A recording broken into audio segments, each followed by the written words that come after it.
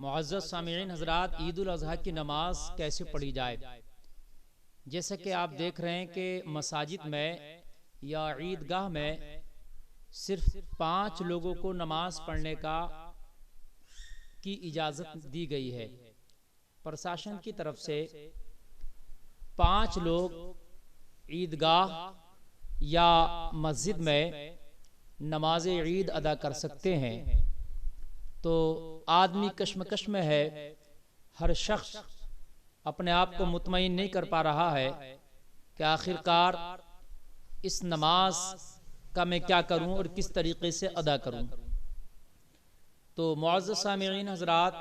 یہ جو عید الاضحیٰ کی نماز ہے، میں آپ کو بتا دوں 1 اگست کو عید الاضحیٰ کی نماز ادا کی جائے گی، یعنی عید جو ہے وہ 1 اگست کو ہے، یہ بھی آپ کو وضاحت کر دوں۔ تو جو اجازت ملی ہے پرشاسن کی طرف سے 5 یا 4 لوگوں کی، مسجد یا عیدگاہ میں وہی 4 یا 5 لوگ صرف نماز پڑھیں، اور باقی حضرات پھر اپنی طرف سے کوشش نہ کریں، وہ اپنے گھروں پر ہی رہیں اور گھر میں 4 رکعت نماز شکرانے کے طور پر نفل ادا کر لیں، یعنی 4 رکعت نماز شکرانے کے طور پر نفل ادا کر لیں۔ تو یہ 4 رکعت نماز شکرانے کے نفل ہو جائیں، اور باقی جو 4-5 لوگوں کو اجازت ملی ہے وہ اپنے مسجد میں نماز ادا کریں گے، کیونکہ ابھی جو یہ مرض ہے یہ بڑھ رہا ہے، اس میں ابھی کمی نہیں آئی ہے، بہت تیزی کے ساتھ بڑھ رہا ہے، اور اس میں احتیاط بھی کریں، جہاں تک ہو سکے قربانی کریں تو قربانی میں احتیاط کریں، جیسے کہ گائیڈ لائن جاری کی گئی ہے کہ بھئی گوشت کی یا قربانی کی نمائش نہ کریں اور اس کو چھپا کر ہی قربانی کی جائے۔ لیکن میری گزارش ایک یہ ہے پرشاسن سے، مجھے بڑی تکلیف کے ساتھ یہ کہنا پڑ رہا ہے، میرے پاس سینکڑوں بھائیوں کے فون آ گئے، کیسے سینکڑوں، ان سے زائد لوگوں کے، کہ حضرت ہمیں جانور خریدنے میں بہت پریشانی ہو رہی ہے، اور کہیں سے کہیں بھی جانور لے کے نہ لانے دیا جا رہا نہ لے جانے دیا جا رہا، تو یہ زیادتی کی جا رہی ہے مسلمانوں کے ساتھ۔ دیکھیے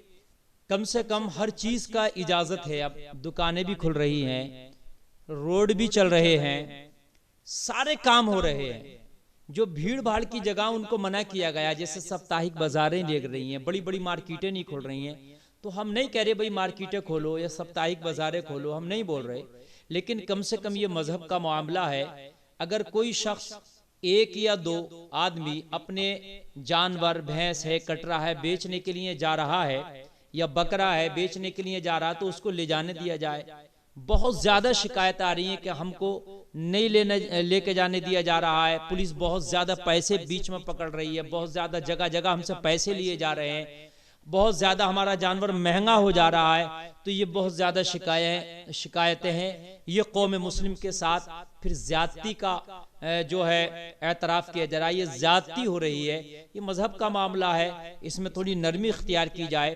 بھئی اس میں بھیڑ بھاڑ کا میٹر نہیں ہے، اگر کوئی اپنے جانور کو کسی پیک اپ وغیرہ میں کسی سواری میں بھر کے لے جا رہا، تو 1-2 لوگ ہی تو سواری میں ہے، کہیں جا کر کے وہ بیچ رہا ہے، تو اس کو بیچنے دیا جائے۔ اگر کوئی 1 یا 2 جانور بھی اپنا بھی خرید کے لا رہا ہے کہیں سے، تو اس کو بیچ میں پکڑ دھکڑ کی جا رہی ہے، اس کو بہت زیادہ مار پیٹ کی جا رہی ہے، اس سے ناجائز رقم وصولی جا رہی ہے، یہ سب غلط ہے، اور یہ زیادتی ہے ایک طرح کی، اور یہ ذاتی میں گزارش کروں گا کہ اس پر شاسن توجہ دے کہ پرشاسن اس طریقے کی زیادتیاں کیوں کر رہا ہے۔ اس سے معاشرے میں بہت غلط میسج جائے گا، اور سماج میں اس سے ایک بہت غلط میسج جائے گا۔ یہ مذہب کا معاملہ ہے، قربانی تو ہونا ہی ہے، یہ آج سے نہیں ہے، یہ ہزاروں سال سے ہوتی چلی آ رہی ہے، کوئی نیا کام نہیں ہے، نیا قانون نہیں ہے، جو کام ہزاروں سال سے ہو رہا ہے ہمارے مذہب میں لازمی ہے، وہ ختم نہیں ہو سکتا، کسی بھی اعتبار سے ہم اس کو نہیں روک سکتے، نہیں ترک کر سکتے، تو پھر اس کو نہ روکا جائے اور اس میں ہمیں پریشان نہ کیا جائے۔ بہرحال اس طریقے سے قربانی کریں، زیادہ بھیڑ بھاڑ اس میں نہ لگائیں، یہ بھی میں گزارش کروں گا، زیادہ اس میں جو ہے نمائش نہ ہو، لوگ اکٹھا نہ ہو، خاموشی سے اپنی قربانی ہو جائے، یہ آپ کا جو ایک فریضہ ہے وہ ادا ہو جائے، اور اس کے بعد میں خاموشی کے ساتھ گوشت کی تقسیم ہو جائے۔ نماز عید باقی جو 4-5 لوگ ہیں وہ مسجد میں ہی ادا کر لیں، اور بہترین طریقہ نماز عید ادا کرنے کا میں آپ کو بتاؤں، بہت سے لوگ عید کی نماز پڑھنے میں جو ہے بہت سی مسٹیکیں کرتے ہیں، غلطیاں کرتے ہیں۔ میں آپ کو ایک بہت آسان لفظوں میں نماز عید پڑھنے کا طریقہ بتا رہا ہوں۔ عید کی نیت، نماز کی جو نیت کرنا ہے آپ کو، 2 رکعت نماز جس کو 2 گانا بولتے ہیں، وہ پڑھنا ہے۔ تو آپ دل میں اگر نیت کر لیں ہم عید الاضحیٰ کی یہ 6 زائد تکبیروں کے ساتھ ہم نماز ادا کر رہے ہیں، تب بھی آپ کی نماز ہو جائے گی، چونکہ انما الاعمال بالنیات، عمل کا دار و مدار نیتوں کے اوپر ہے۔ آپ کی نیت میں یہ ہے میں عید الاضحیٰ کی نماز ادا کر رہا ہوں، آپ زبان سے کچھ نہ کہیں، اللہ اکبر کہہ کے ناف کے نیچے ہاتھ باندھ لیں، آپ کی نماز ہو جائے گی، چونکہ دل کے پکے ارادے کا نام ہی نیت ہے۔ لیکن اگر کوئی الفاظ زبان سے ادا کرنا چاہے نیت کے تو بہتر ہے، کر سکتا ہے، تو وہ اس طرح سے نیت کے الفاظ ادا کریں۔ سرل انداز میں آپ کو بیان کر دوں، نیت کی میں نے نماز کی،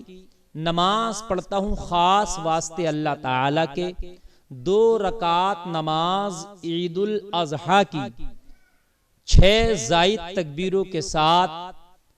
پیچھے اس امام کے